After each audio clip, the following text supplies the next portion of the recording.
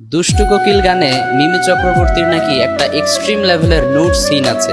তুই যে বললি তুই যে এমনি করে মাইক এটা লই সামনে এমনি করে তাকাই তাকাই কথা কস, তোর সামনে এখন কোন আছে তোর সামনে ভাইয়া? আর সোশ্যাল মিডিয়ায় সেটা অত্যন্ত কন্ট্রোভার্সিয়াল ইস্যুতে পরিণত হয়েছে। আমার অ্যাসিস্ট্যান্ট আমাকে বলল, হুজুর আমার অ্যাসিস্ট্যান্ট আমাকে এসে জানাইছে তুফান মুভিতে এই হয়েছে, কেজিএফ মুভিতে এই হয়েছে। আর তোর কোনায় অ্যাসিস্ট্যান্ট? হ্যাঁ, স্যাপ চলে না দুধ রসুন মারো কেন?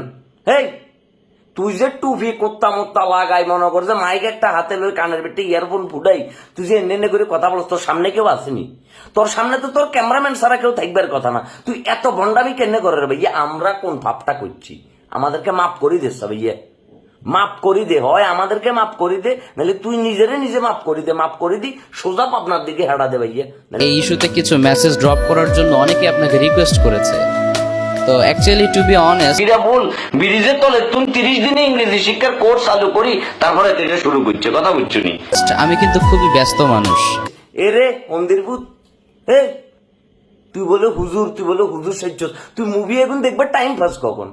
এজন্য ইচ্ছা থাকা সত্ত্বেও সব ইস্যুতে ইন্টারাপ্ট করার স্কোপ আমার হাতে থাকে না।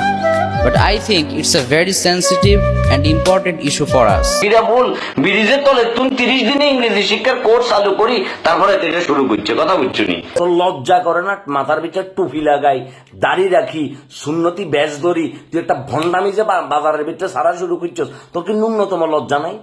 তুই নিজের রুমের ভিতরে ক্যামেরাম্যান ভাড়া করি, তারপরে সে পিছনকে পর্দা টাঙ্গাই, তুই এনে করি যে মানুষের বয়ানে গুন দেওয়ারে যে নোরা ভাতের মতো নাচ দন যাইতো না, তারপরে সে ক্যাটরিনা কাফের মতো নাচ দন যাইতো না, মেয়েরা ছেলে গান গাইতে পারব, এত মোটিভেশন কোনায় ভাস তুই?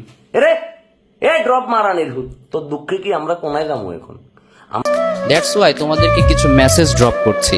বলি কি যে এমন কথা বলে শুধু মেসেজ ড্রপ করার কথা, ওকে থানায় ড্রপ করেন অথবা ওকে পাবনা পাগলা গারদে ড্রপ করেন। চুপ, গুরুত্বপূর্ণ কথা, সাহেব একটা মেসেজ ড্রপ করবো। নাম করেছে আমাদের জন্য, বাট একটা সময় ছিল যখন বাংলার ম্যাঙ্গো পিপল মানে আমজনতা ফ্যামিলির সবাইকে নিয়ে একসাথে অ্যাটলিস্ট বাংলা সিনেমাগুলো দেখতো। বাট বাংলা সিনেমার স্ট্যান্ডার্ড নামতে নামতে এখন এমন পর্যায়ে এসেছে যে পাশে গার্লফ্রেন্ডকে রেখে এ ধরনের সিনেমা দেখতেও লজ্জা লাগবে। যারা প্রেমের আলাপ ছাড়া কোনো আলাপ নাই, গার্লফ্রেন্ড বয়ফ্রেন্ডের কথা, গার্লফ্রেন্ডকে মেসেজ ড্রপ করার কথা। আমার ঠিক কিনা বলো যুবক ভাইরা?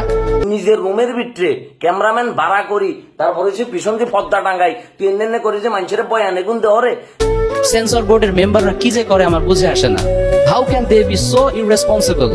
একটা সিনেমা পাবলিশ করার পূর্বে সেটা ভালো করে মনিটরিং করে অ্যাটলিস্ট এক্সট্রিম লেভেলের নোট সিনগুলো ডিলিট করা তো তাদের রেসপন্সিবিলিটি ছিল।